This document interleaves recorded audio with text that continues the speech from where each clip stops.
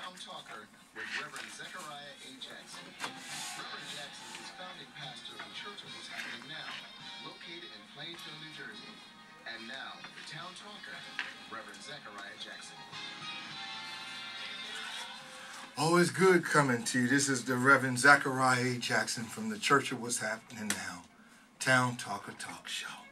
Well, it's that time of the year again, you know, where the leaves are falling, the apples are cheaper, you know, and, well, you were getting ready to, I imagine, heat up the house a little bit more. I had to have my heat on not too long ago, and heat up the country. The Democrats are on the move, and the Republicans are on the move. And, you know, I was lucky to be over day before yesterday, well, Tuesday night at Rutgers University. I was with Bill Clinton, President Bill Clinton, ex-President Bill Clinton, and John Corzine.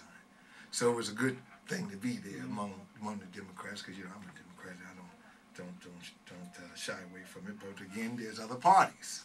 So we, you know what I mean? Because there's different ideologies, if you will, in the country. And we have to, one thing that I learned, that we have to honor everybody. We have to salute everybody. Have a Republican candidate here and an independent candidate. We got the independent in the house. Let's not forget the independents. Let's not forget the independents. Because they sometimes balance. Yeah. Sometimes they like, you know, in the middle of that, what's that thing, a seesaw. They're that hinge in the middle. You know, they balance everything. I'm going to ask the Republican candidate to introduce himself. Hi there. I'm Jim Pivichny. Yes, I am a Republican candidate for mayor here in Plainfield. And I'm very happy to be on this program. And I thank Reverend Jackson and Harvest Radio for giving me this opportunity. And I welcome Deborah Down, who's also here. We're waiting on the mayor and maybe some other folks, but for now, it's the three of us. That's what it is. Okay, Deborah, introduce yourself to the people. Well, I'm Deborah Dow, and I'm probably best known most recently for the 18 months I've spent trying to fight to save our hospital. And three of us are running on an independent ticket. We'll be column C, right next to the Democrats and the Republicans. We got a better line placement than Daggett even.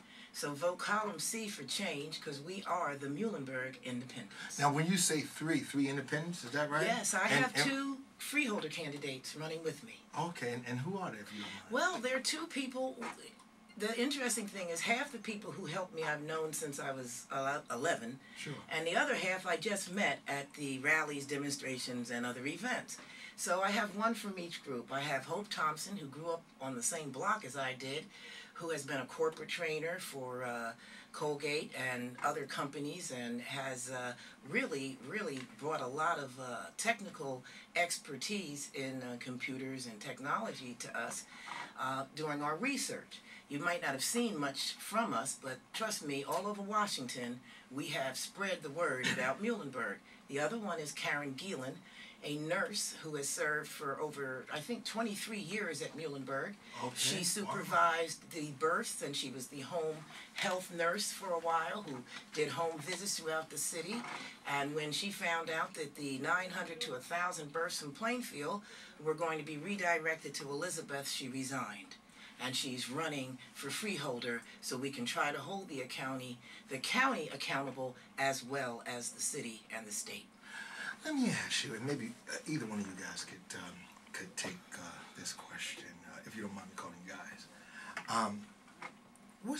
It's like an emerge that the business people now are coming towards the political spectrum. You know, people that normally would be in business, like we got Vastine, the businessman, and everything, and he come towards the political thing. What is that all about? Well, I think that people are starting to realize that the traditional politician type, career politician type person is not doing us any good, and they want, you know, they're willing to accept new people. Sure. People with different backgrounds, people with different talents. Sure. I was a scientist for 32 years in a pharmaceutical company. I'm retired now.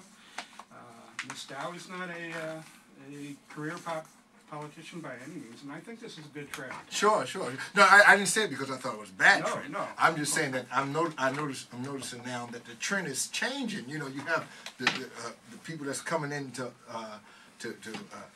in the office today or getting in the office, trying to run for office. You know, a bit different. They're not that career type, but someone that has kind of understood that there's a need. Can we say that there's a need? When they can arrest 44 people in between the Holland and the Lincoln Tunnel, because basically all those people were between the Holland and the Lincoln Tunnel. Sure. It says a lot about the rest of the state. And desperate times require all of us to step up and take a bigger role in our government to make sure we have at least 2 parties, because you will never get quality without competition. That's the truth. And unfortunately, that is the truth. You never get quality without. So I guess Maytag better be careful, because I'm looking at Maytag and Whirlpool, you know. Yeah, that arrest of 44 people that Deborah mentioned is excellent proof that we need a different type of leader, that career politicians just seem to But that's not the do problem. It right. We need leaders. Mm-hmm. We have evolved to the point where our politicians are no longer leaders. When you have no competition, the voter does not matter. They count your votes before Election Day, and then the developers and the other special interests get all of the attention of the politicians, so we have no leadership. Wow. Okay. Bo Vastine is here today. How are you? How are you doing? Can you pass the mic over to him? How's everyone doing? Everyone is doing good, but we invited the others. But as you see, we can't make them come. We can only invite them. Yeah, we talked about that the last time. The last time we did. Yeah, I'm a little disappointed. Yes. But then again, maybe the proof is in the pudding, so to speak. Sure, with sure. all of the nonpartisans coming out and endorsing the anti-incumbents this time around. I don't know if you saw the Courier News endorsement of me and my running mate today. No, someone made sure I heard it. They called me 7 o'clock this Congratulations. morning, Thank you very much. and they filled my ears with a whole lot of stuff. You know what I mean? Yeah. I have sleep, but I was rocking between. I said yes, okay, all right. Yeah. No, I think it's exciting. I mean, I echo what Deborah said, who, by the way, I have a huge amount of respect for her vigilance with regards to the hospital and the community as a whole. We were at an event the other night, and Jim was there, and I introduced him to the crowd, and I said, this is what we need. We need people that are committed to the community and not necessarily to their own self-interest. That's the truth. That's the truth. Coming from a business sector, what was it that made you decide to venture into politics? And you're running against a lot of people that's, I don't want to say grandfathered in, but career politicians. That has to be a big challenge for yourself. I mean, I have challenges myself, you know what I mean? I would say career politicians are the polite way of saying entrenched incumbents. Yeah.